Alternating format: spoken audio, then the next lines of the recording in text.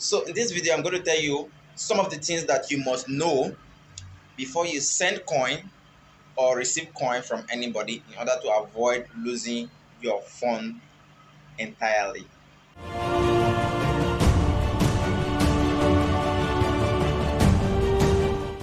All right. So for some time now, you guys know I made a video on coin recovery, and from that video, I've been able to figure out that a whole lot of person have lost a lot of money while sending and receiving coin, from one person to the other, from one wallet to the other. And these are the things that you need to know. Some few things, from few tips I have for you guys to know before you can send coin to anybody or receive coin from anybody. All right. So they are just very few, and they are just the basic things that you have to know. All right. So you just stay tuned and watch this video till the end. It's not going to be that long. It's going to be as short as possible. All right. Why sending coin to somebody? All right. There are there are there if you are operating on a wallet, there's what we call wallets. There's what we call wallet, and there's what we call exchange. All right. And there are something we call an exchange may contains a wallet or contains wallet. You might have a wallet in an exchange, but in most cases, wallet itself. So when we're talking about an exchange, we're talking about exchange like Binance, that's Binance.com or Binance.us. We are talking about Coinbase, and we're talking about Whitebit, and we're talking about, mention them. There are a whole lot of them. Like we're talking about the Roku, we're talking about Nuno. They are all a kind of like an exchange, a wallet-based exchange. All right, and then we have a wallet like a wallet that is totally a wallet and not an exchange platform. Is places like metamask and trust wallet. All right, those are the two I can mention for you right now, the two major ones I can mention for you right now.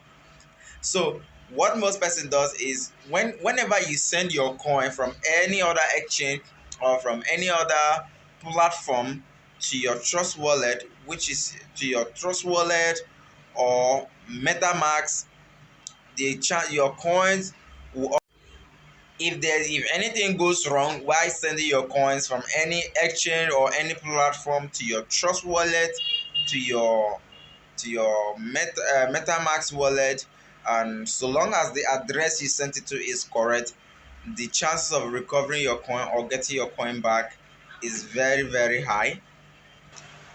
The chances of getting your coin back is very, very high because Trust Wallet and MetaMask provides the flexibility for one to make a whole lot of adjustment, make a whole lot of addition, or make a whole lot of subtraction. All right.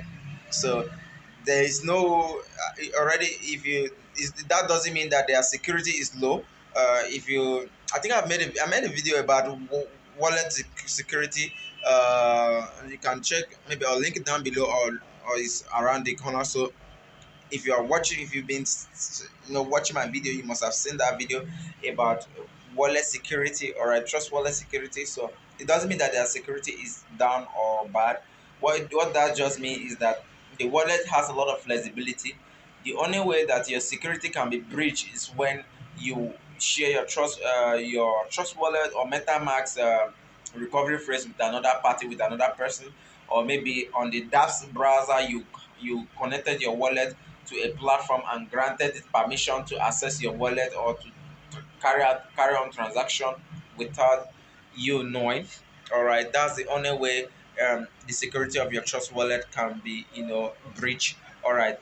So when it comes to exchange like Binance, Coinbase, Nuno, the reason why I call them, or they are called exchange, is they offer little a kind of a lot of restriction for users. Like whatever setting that they have there, that's what you stick to. Most of them you cannot add a coin. Like Binance, you can't add a coin up on Binance. You can add a coin up on Coinbase, like you're adding a coin, like a token. Oh, sorry, a token. Remember, I've made a video. The difference between a coin and a token. You can't add the token. You cannot remove a token. Like on Nuno, you cannot add a token or remove a token. and that means that you cannot make setting to its network, and you cannot change network. If you send an ERC, a BSC coin to an ERC token on on an exchange, the only way that can be recovered for you is if the support or the admin decide to act for you. Else, your coin is totally gone.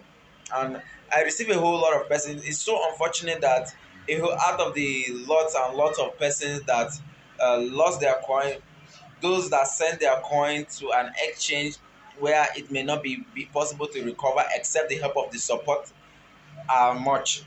They are more than those that send to Trust Wallet. So you have to understand the platform you are exchanging with. All right, that's what I'm actually saying. You have to understand the platform you are trading on, you're exchanging, or you're sending your coin to. Now, another thing is you have to know the network that the platform operates on. Take note of every bit of information that they provide to you whenever you are about to send coin or receive coin from them. All right. So let's say you want to send coin to Trust Wallet. You want to send coin to Trust Wallet or receive coin to Trust or receive coin from Trust Wallet. Sorry guys, I'm distracted somehow. All right, but I must make this video. If you want to send coin from Trust Wallet to another platform, when before you send it, there are some things that they display to you, some informations. Okay, do this or do that, or don't do this or don't do that. All right, that is very important, so you have to stick to. If you go against that information provided there, you stand the chance of losing your coin entirely. So you have to understand what network they operate on, and most operate on ERC network. All right. Then another thing is, most times if you are sending coin to Trust Wallet, if you search the coin, you might search the coin and get it on a wrong network.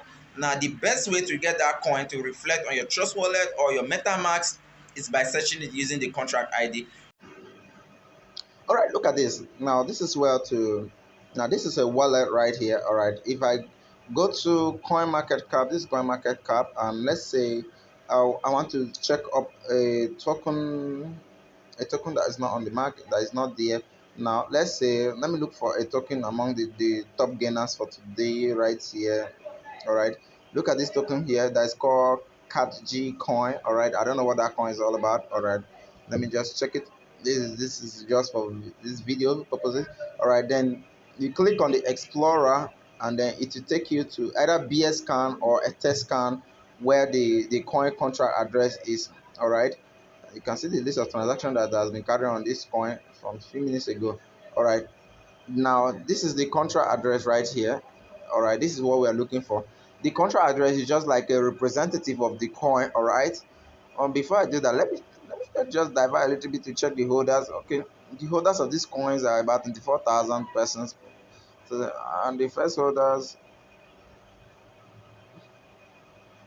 it doesn't look so good to put money in, but you can try sharp.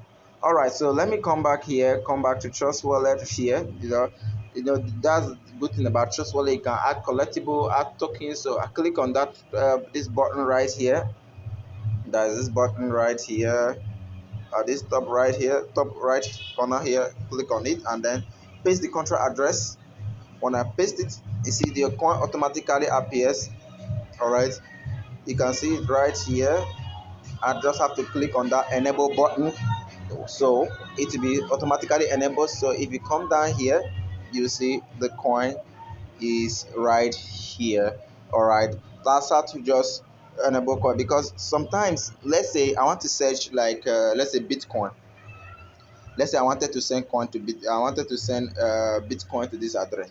Now you can see that there are a whole lot of, just by searching Bitcoin, there's a whole lot of things options that came up, and it might confuse you. You can see Bitcoin, Bitcoin Cash, Cream Bitcoin token, Bitcoin. So there are a whole lot of different other coins that are carrying the Bitcoin logo. You can see they even have Bitcoin logo and carrying the initial of Bitcoin. So that's the reason for the contract ID while transacting on Trust Wallet. So, and if you've been watching my video, I've provided a video on how to search and know how to use the contract ID and everything. So even now, I'm going to show you now. this is where to get the contract ID. All right, by now you already know how to use coin market cap. All right, I've made a video on that already too. Coin market cap. So from coin market cap you can get the contract ID of the coin, because most coins look alike. You might see Bitcoin, and then you might see another coin called Bitcoin Cash. They all begins with Bitcoin, but they are two different coins. All right, so because the initial is Bitcoin, you might mistaken it to be like this, like it's Bitcoin and it's Bitcoin. You might not know the differences. So the best way to get the coin reflect is by using calling it getting the contract ID and searching the contract ID on let's say Trust Wallet. That's the or MetaMask. That's if you are sending to Trust Wallet or MetaMask. So now that is just how to the little things that you need to know before you transact or send or receive coins. If you are sending your address to somebody, be sure on the network they are sending the coin to on. All right, so let's say I'm sending. Okay, let me just give you this whole thing in analysis. Let's in summary everything that I've just said. First of all, you have to know the network, the platform you're operating on. Either it's a wallet, or it's a wallet based, or it's an exchange. One, two, you have to know the network it operates on. Either it operates on both BSC and ERC, or it operates on other ERC. Then that's you have to know if the coin you're sending is on ERC. Then three, you have to know the exact coin you're sending your the exact coin you're sending your token to, either the exact address you're sending your token to.